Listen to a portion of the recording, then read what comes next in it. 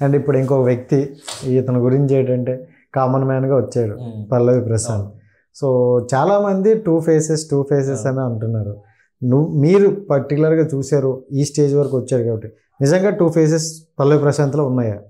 Two faces అంటే అది ఎందుకు స్టార్ట్ అయిందంటే నామినేషన్లో చాలా అగ్రెసివ్గా ఉంటూ లోపల చాలా డిఫరెంట్ వేలో ఉండేవాడు.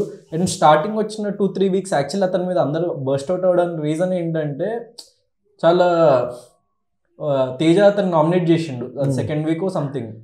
సో తేజాని సీరియస్గా చూస్తూ ఇట్లా గట్టిగా నేలకు కొడుతూ అంటే ఏదో థ్రెటన్ చేస్తున్నట్టు అనిపించింది అందరికి. ఏం నామినేషన్ చేసి నామినేషన్ అయిపోయిన తర్వాత ఇట్లా ఎందుకు అతను ఇంత సీరియస్గా చూసి కొడతా అన్నట్టు అంత లెవెల్లో ఎందుకు చూస్తున్నాడని అందరికి హౌస్ మేట్స్కి అక్కడ కొంచెం అతని మీద బ్యాడ్ ఇంప్రెషన్ వచ్చింది. అండ్ తేజ కూడా భయపడ్డాడు చాలాసేపు, ఏంటి వీడు నన్ను కొడతాడా ఏంటని వెళ్ళి వెనక దాచుకోవడం. సో వాడు అట్లా భయపడేసరికి అక్కడ అందరికి ఇరిటేట్ అయిపోయి అది నెక్స్ట్ వీక్ రిఫ్లెక్ట్ అయింది. అది యాక్చువల్లీ ప్రశాంత్కి ప్లస్ అయింది. ఎందుకంటే ఎప్పుడైతే సింపుల్ లాజిక్ అక్కడ ఏంటంటే ఒక 10 మంది వాళ్ళు కరెక్ట్ అయినా తప్పైనా కూడా ఒక పర్సన్ అగెయిన్స్ట్ గా ఉన్నారు అంటే ఎప్పుడైనా జనాలకు చూసేటప్పుడు ఏమనిపిస్తారు, 10 మంది టార్గెట్ చేసిండ్రా ఒక్కడిని అన్నట్టు అనిపిస్తుంది. అదే ప్లస్ అయింది. సో అది ఆయనకి ప్లస్ అయింది ఆ పర్టికులర్ పాయింట్ లో. సో అక్కడ నుంచి తర్వాత స్లోగా he change his behaviour. And ఇప్పుడు nomination last few weeks nomination కూడా నార్మల్గా ఉంటాడు, బయట కూడా నార్మల్గా ఉంటుండు. So it might be his game play.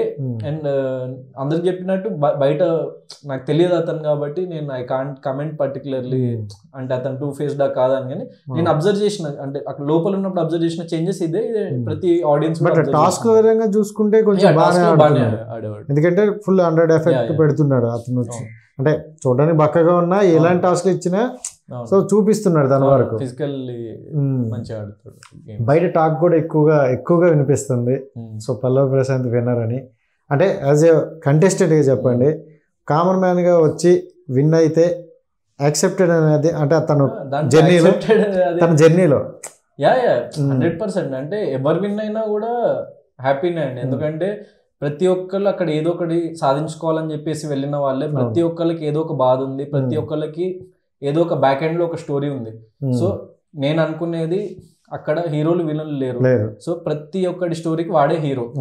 So ఏదో ఒకటి మనము విన్ అయినా కాకుండా ఏదో ఒకటి అయితే సంపాదించుకొని బయటకు వస్తాం బిగ్ బాస్ హౌస్. నా ఒపీనియన్ ఏంటంటే సో విన్ అయిన కప్ ఒక్కటే గెలుస్తాడు, మిగతా వాళ్ళందరూ కూడా అందరు మనసులు తెలుసుకుని ఒక రికగ్నిషన్ తో అయితే బయటకు వస్తారు.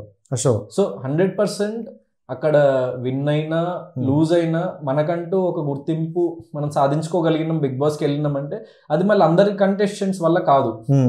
అక్కడికి వెళ్ళిన ఒక 5 to ఇప్పుడు ఒక 50% ఒక 40% కంటెస్టెంట్స్ అయితే అది గెలుచుకొని రాగలుగుతారు.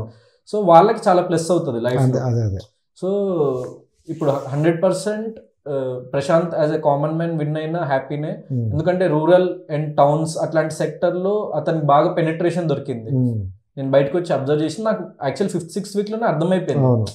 సో ఎందుకంటే మనం వచ్చే సిచ్యువేషన్స్ని కానీ ఆడియన్స్ ఎట్లా పర్సీవ్ చేస్తారంటే ఇప్పుడు ఫర్ ఎగ్జాంపుల్ ఆల్రెడీ ఒక వెల్ ఆఫ్ పర్సన్ వచ్చిన దానికి, లేకపోతే ఆల్రెడీ ఇట్లా సంథింగ్ వచ్చిన దానికి, దెన్ లేకుంటే ఒక కామన్ మ్యాన్ వచ్చిన దానికి ఒక కంప్లీట్ డిఫరెన్స్ ఉంటుంది 100% చూసే పర్స్పెక్టివ్ లో. అండ్ కొన్ని సిచ్యువేషన్స్ దాంట్లో ప్లస్ అవ్వడంతోనే అది ఇంకా ముందుకెళ్ళిపోతుంది అనమాట. సో చెప్పాలంటే అక్కడ నెగిటివ్ పాజిటివ్ అన్నది ఎవరిలో అదేం లేదు. So everyone they are giving their best. కొన్నిసార్లు కొంచెం మంది మిస్టేక్స్ చేస్తారు, కొన్ని రైట్స్ చేస్తారు. సో అది చెప్పినట్టు ఒక చెస్ గేమ్ లెక్క. సో ఒక్కొక్కరు విన్ అవుతారు, ఒక్కొక్కరు లూజ్ అవుతారు. కానీ ఓడిపోయిన ప్రతి ఒక్కడు మాత్రం లూజర్ అయితే కాదు ఈ గేమ్ లో. ఎందుకంటే they are earning a lot of respect and audience and చాలా గుర్తింపు పొందుతున్నారు.